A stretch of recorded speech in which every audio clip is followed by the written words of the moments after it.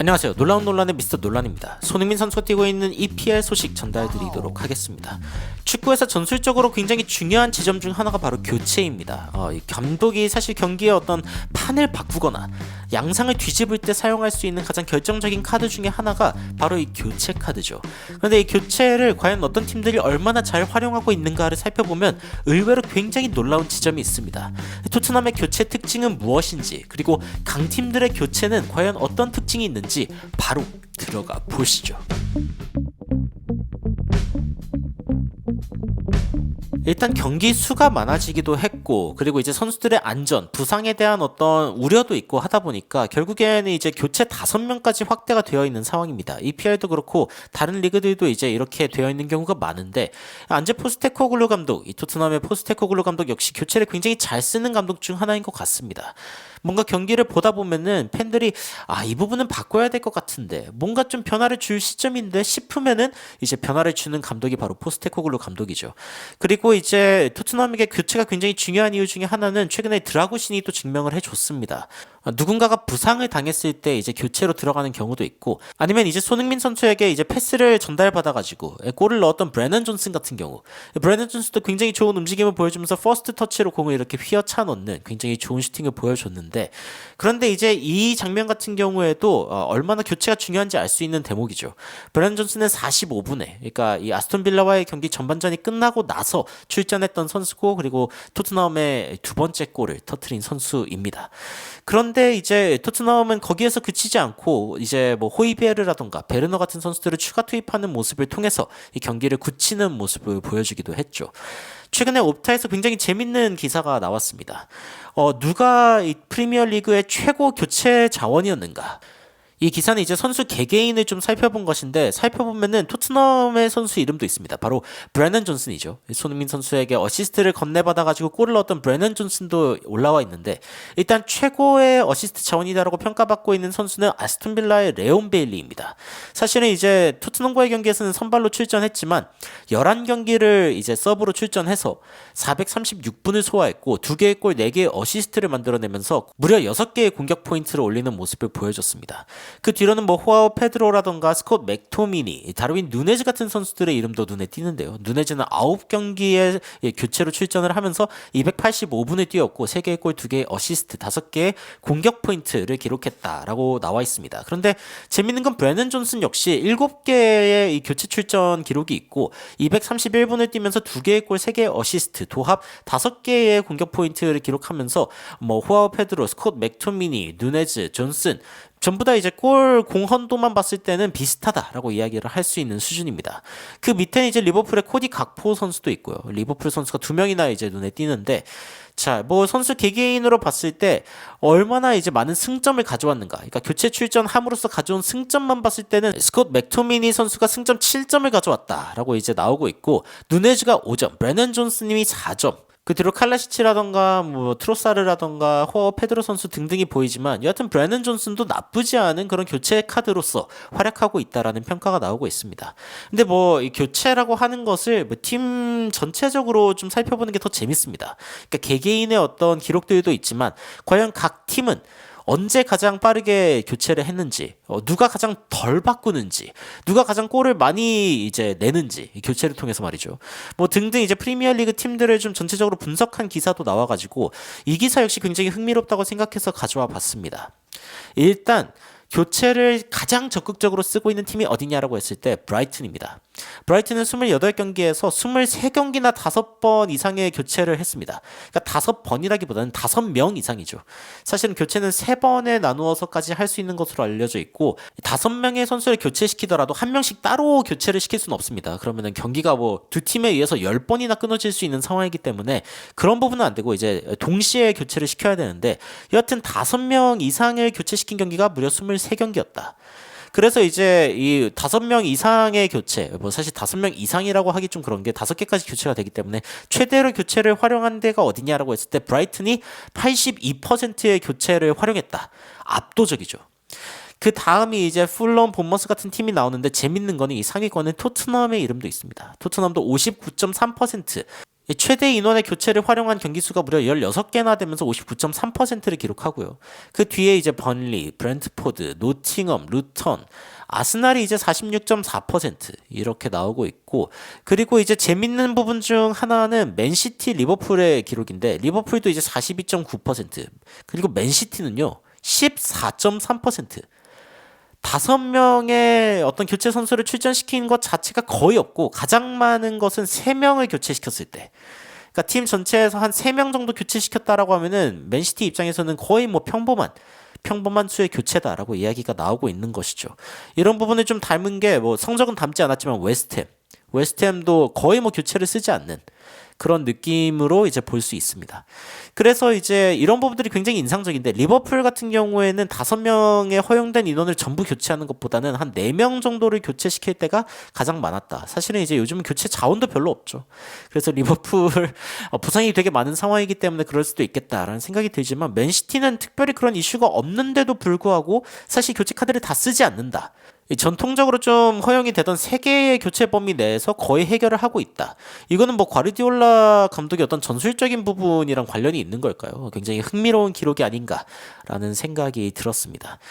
그리고 이제 뭐 이 하나의 교체, 2개의 교체, 3개, 4개, 5개의 교체 뭐 이렇게 보는 게 아니라 전체적으로 쓸 수 있었던 교체의 수와 실제로 쓴 교체의 수를 비교해 보면은 더 극적입니다.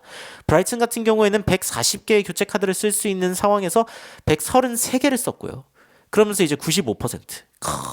진짜 뭐 거의 교체는 거의 다 빡빡 긁어서 썼다라고 이야기를 할 수 있는 수준이고, 리버풀 같은 경우에는 그래도 이렇게 봤을 땐 꽤 많이 쓰네요. 87.1%. 토트넘 같은 경우에는 86.7%.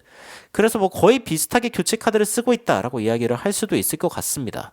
아스날 같은 경우에 82.9%, 그리고 아스톤 빌라 80%. 쭉 밑으로 내려오면 맨 밑에 맨시티가 있습니다. 전체 주어진 교체 카드 140장 중에 77장만 쓰면서 55%의 교체만 가져갔다.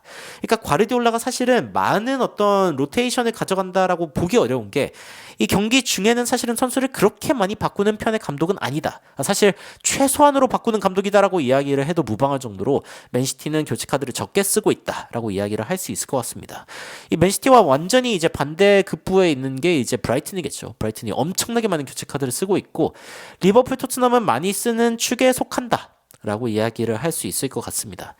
이런 기록들도 굉장히 흥미롭지만, 일단 언제 처음에 그러면 교체를 하는지, 평균적으로 이 첫 교체의 시기 이런 거를 봤을 때 웨스트햄은 66분으로 가장 늦은 편이고, 그리고 이제 맨시티는 그래도 꽤 빨리 하는 편입니다. 평균 이제 한 60분 정도면은 첫 교체를 한다라고 이야기가 나오고 있고, 아스톤 빌라나 리버풀 뭐 이런 팀들 같은 경우에는 한 57분, 58분. 그러니까 뭐 거의 비슷하죠. 맨시티의 한 60분대 정도의 그 교체 타임이랑 거의 비슷하다라고 이야기를 할 수 있는데, 근데 여기서 좀 주목해야 될 부분 중에 하나는, 이제 교체가 늘 전술적인 교체만 있는 건 아닙니다. 뭐 부상을 당해서 교체라던가 뭐 이런 것도 있을 수 있기 때문에 그런 것들도 이제 들어갔을 거거든요. 그래서 약간의 좀 그 통계적인 부분, 약간의 오류가 있을 수 있는 부분들이 있지만, 여하튼 한 60분대 정도에는 교체를 하는 편이다라는 걸 알 수 있고, 평균적으로 좀 빨리 교체를 하는 편에 속하는 토트넘이 이제 55분.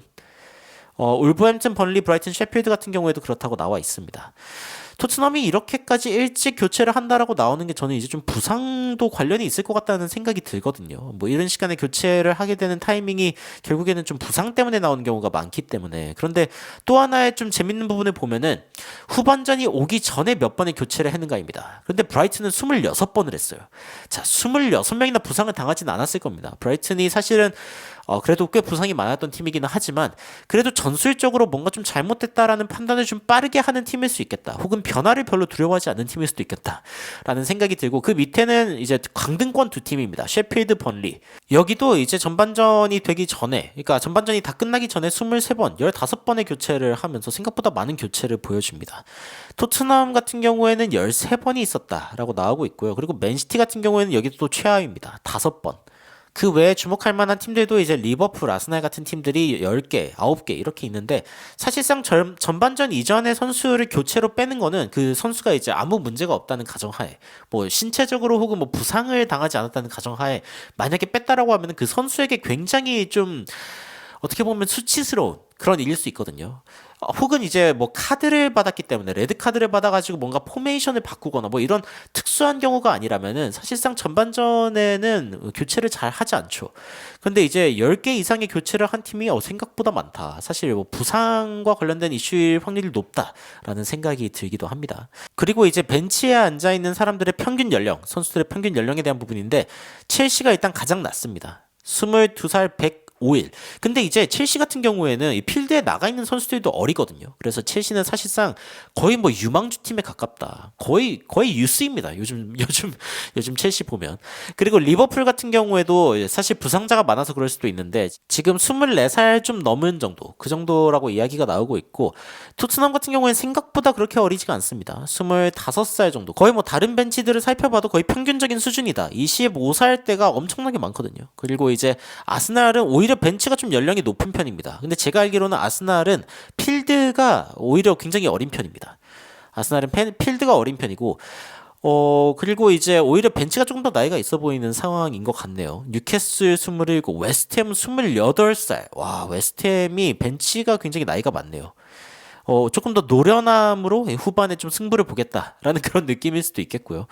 그리고 오히려 이제 젊은 선수들이 많다라고 하는 것은 리빌딩의 과정 가운데 있거나 아니면 이제 주력 선수들이 대거 이탈한 리버풀 같은 케이스가 있는 것 같습니다. 여튼 굉장히 재미있는 통계들이라는 생각이 들고 이제 저희는 손흥민 선수가 뭐 거의 선발로 나오죠. 손흥민 선수가 교체로 나오면은 거의 뭐 뉴스거리거나 아니면 거의 뭐 체력 안배를 위해서 제발 좀 빼줘라 뭐 이런 식으로 이야기하는 상황에서 이제 쉬는 경우가 많은데 근데 예전에는 사실은 이제 프리미어리그를 볼 때 우리 한국인 선수가 과연 출전할까? 선발 출전할까?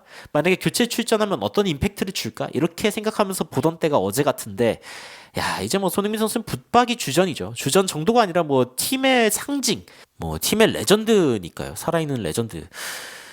그런데 이제 교체가 얼마나 이 팀에 많은 역할을 하는지는 사실은 손흥민 선수가 아니라 들어오는 다른 선수들을 보면 알 수 있습니다. 특히 뭐 존슨이나 클루세프스키 뭐 누군가가 좀 못하는 모습을 보여줄 때 야, 쟤 빨리 교체해야 되는데 뭐 이런 생각이 들 때도 있고 그리고 가끔은 손흥민 선수도 교체를 통해서 좀 쉬는 시간을 갖거나 아니면 이제 자신의 역할에 맞지 않는 그런 상황일 때는 또 다른 선수에게 자리를 내줄 때도 있죠.